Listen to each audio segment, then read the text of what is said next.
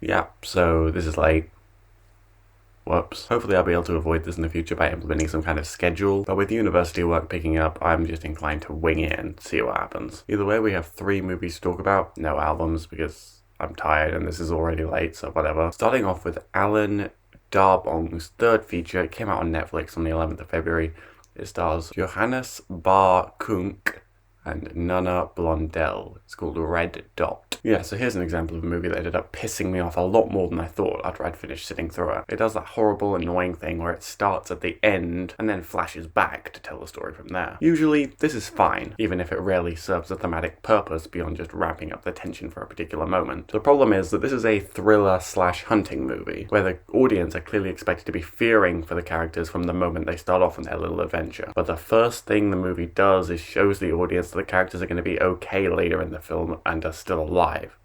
So up until that point, the movie has no stakes. It's hard to get invested in any of the near-death situations that these characters end up in, because you just know they're not going to die. Pair all this with the pettiest villain you could possibly imagine, an incredibly weak screenplay that is content with keeping that villain a faceless enigma until the film's dying minutes, and an annoying and pretentious ending, and you have a painfully disposable movie that's saved from being a whole lot worse by a few impressive editing moments and cinematography that does a surprising amount to foreground the vast emptiness of the landscapes. Other than that, it just sucks. It's getting a 4 out of 10. If you're looking for something on Netflix that I might recommend, well, yeah, we're talking about it next up.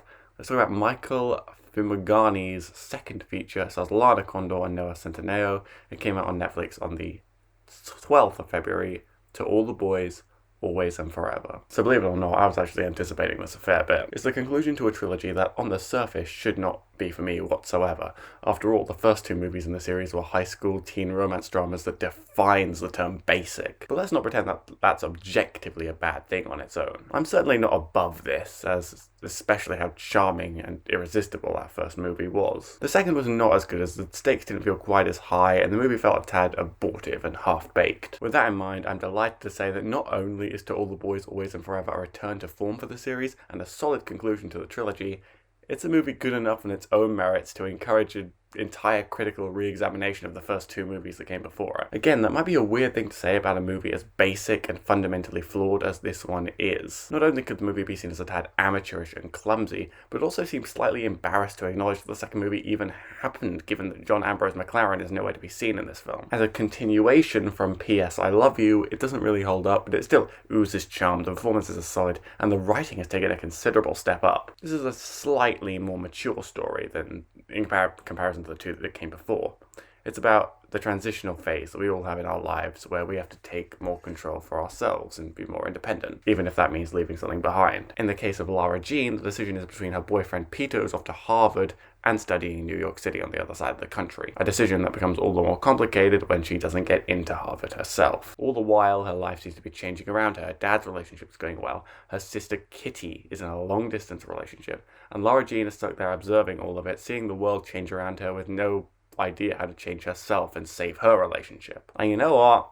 That is actually surprisingly powerful. The movie puts into words the helplessness of thinking you and everyone around you has got everything figured out, only to have it all slip through your fingers as you become the singular anomaly within all of it. And the movie takes those themes and cuts off all the fat, focuses on the raw fundamentals, and ends up a universal experience as a result. That being said, while I clearly like this movie a lot more than I'm supposed to, it's also a movie that's almost too easy to criticize. If you're expecting the story to have some unexpected twists or surprising moments, you're going to be very disappointed. Pretty much all the events in the movie unfortunately play out exactly as you would expect, as if they're being ticked off a checklist. There are certain elements to Peter's arc that play out regarding his relationship with his parents that are slightly unexpected, but the main bulk of the narrative has approximately 0 twists. It's a very comfortable, middle-of-the-road movie that would have made for a pleasant Valentine's Day watch. And while it's the furthest thing from spectacular, it did touch my heart in a way that I wasn't expecting. It's not a game changer, but it's surprisingly worthwhile nevertheless. 7 out of 10, check it out, it was a nice surprise. Finally, Kevin Lewis's 7th feature stars Nicolas Cage and Emily Toster. It came out on the 12th of February. It's called Willy's Wonderland. So I was actually initially totally prepared to praise this movie as an unspectacular but decently fun time. But the more I thought about it, the more I realized that this is a pretty underwhelming experience as a whole. just reflecting on it. I mean, it's cool that the main character is mute. I guess you don't see that crazy often. But it also creates a situation where Nick Cage's character is totally anonymous for all the movie and entirely defined by the fact that he is mute. We don't even really get a clear idea as to where he's even traveling to when he gets roped into having to tidy up Willy's, which is the plot of the movie. Nick Cage's character, who doesn't even have a name, just gets roped into this situation where he has to tidy up this weird half theme park, half Chuck E. Cheese thing with animatronics, and basically it's Five Nights at Freddy's meets Nick Cage. But going back to his character, it's crazy to think that the utterly dry and archetypal side characters get more development across the 90 minutes or so than Nick Cage does. But that's not the big problem. The big problem is that the animatronics hardly pose a threat to Cage's unnamed character at any point in the movie because he breezes through them, destroying them with relative ease. Yet, when the side characters are introduced, the animatronics become overpowered and absolutely destroy them. The inconsistency single-handedly ruins the movie for me. It could be that the movie is trying to make some kind of social point about how naive